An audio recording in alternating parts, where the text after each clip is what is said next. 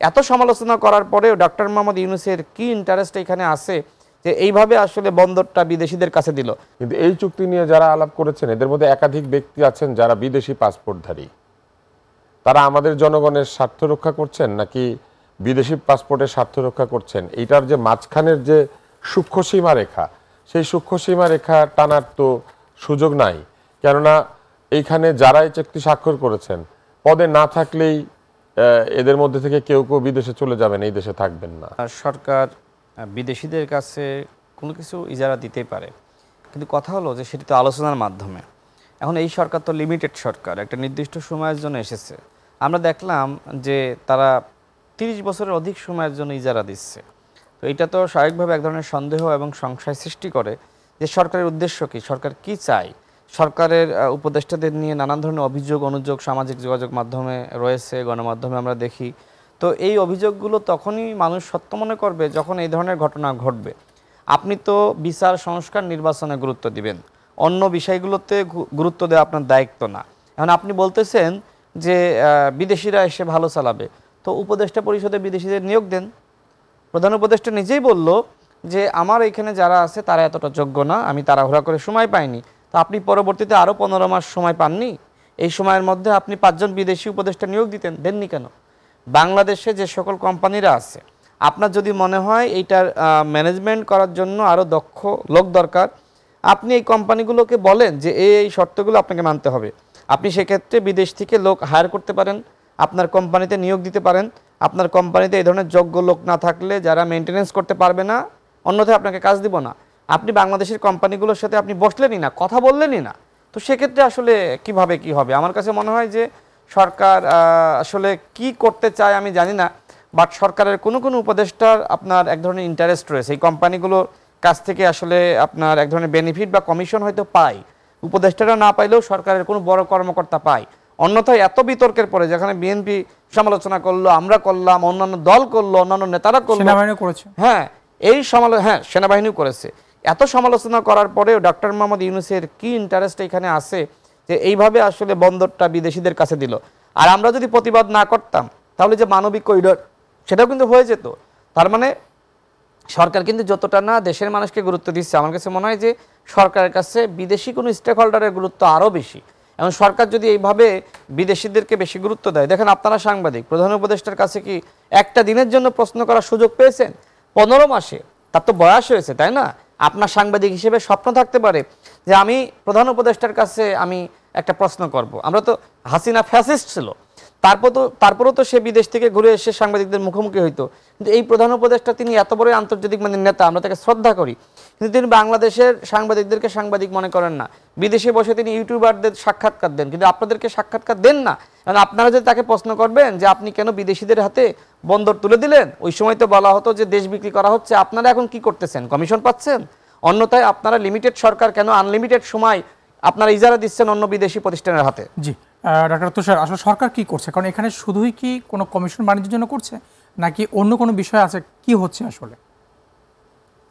আপনার মনে আছে কিনা জানি না, আমাদের প্রধান উপদেষ্টা নোবেল পুরস্কার পাওয়ার পরে চট্টগ্রামে গিয়েছিলেন এবং চট্টগ্রামে যাওয়ার পরে উনি সেইখানে গণসম্বর্ধনায় বলেছিলেন চট্টগ্রাম বন্দর মুক্ত করে দেন।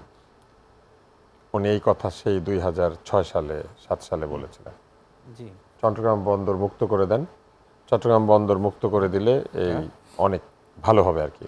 তো এটা তো উনি বহু আগে বলেছেন। তো উনি ওনার এই মতামতটিকে আমাদের উপর আসলে চাপিয়ে দিয়েছেন। আমি এতটুকু শুধু বলবো, কেননা এটা তো পরিষ্কার ছাপা হয়েছে বিভিন্ন পত্রিকাতে। আর এইখানে যে চুক্তিটা করা হয়েছে এটা নিয়ে কেন প্রশ্ন উঠেছে? এই জন্য প্রশ্ন উঠেছে যে এই চুক্তির ভালো মন্দ বিচার বিবেচনা কোথায় করা হয়েছে, কারা করেছেন, কারা এই চুক্তির ভালো মন্দ নিয়ে আলোচনা করেছেন। মাত্র 13 দিনে এই চুক্তির প্রস্তাব থেকে শুরু করে এই চুক্তি স্বাক্ষর করা হয়েছে এবং এটা একটা টাইম লাইন পত্রিকাতে এসেছে। আনু মোহাম্মদ স্যার এটা নিয়ে লিখেছেন। আমি সাধারণ জনগণ হিসেবে দূর থেকে ব্যাপারটা দেখেছি। তো সেই দূর থেকে দেখা জায়গাতে অনেকগুলি প্রশ্ন আছে। 7 এবং 8 তারিখ ছুটি ছিল, সেই সময় নাকি এটা টেকনিক্যাল ইভ্যালুয়েশন হয়েছে, এটা যাচাই বাছাই হয়েছে। ছুটির দিনে এত বেশি তাড়াহুড়া ছিল যে ছুটির মধ্যে এটা করতে হবে, মানে কি পালিয়ে যাচ্ছিল?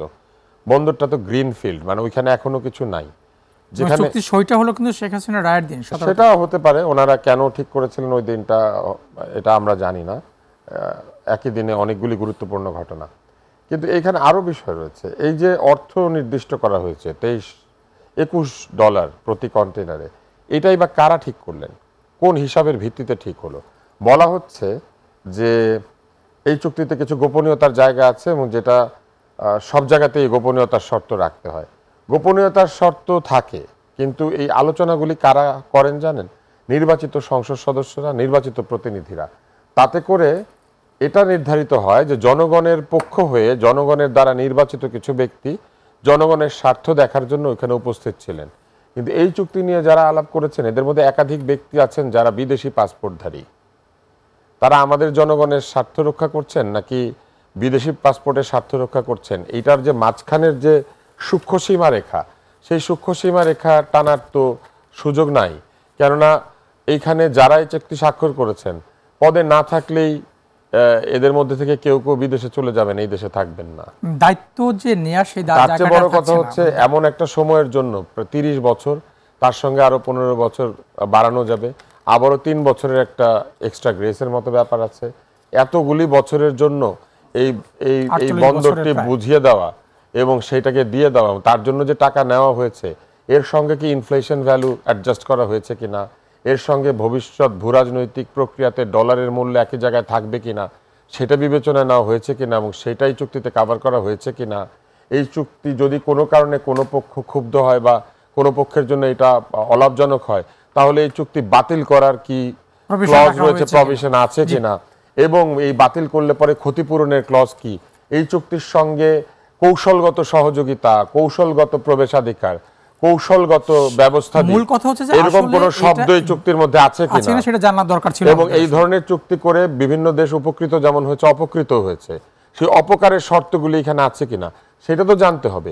যখন তেল গ্যাস ক্ষেত্র নিয়ে আগের সরকার চুক্তি করতে যাচ্ছিল তখন যেমন বলা হয়েছে যে না জানিয়ে তেল গ্যাস ক্ষেত্র মানুষের কাছে দিয়ে দেওয়া হচ্ছে, ঠিক একই যুক্তিতে এখানেও আসে। তার মানে হচ্ছে আমাদের বোতলটা চেঞ্জ হয়েছে, এই জিনিস একই রয়ে গেছে। অসংখ্য ধন্যবাদ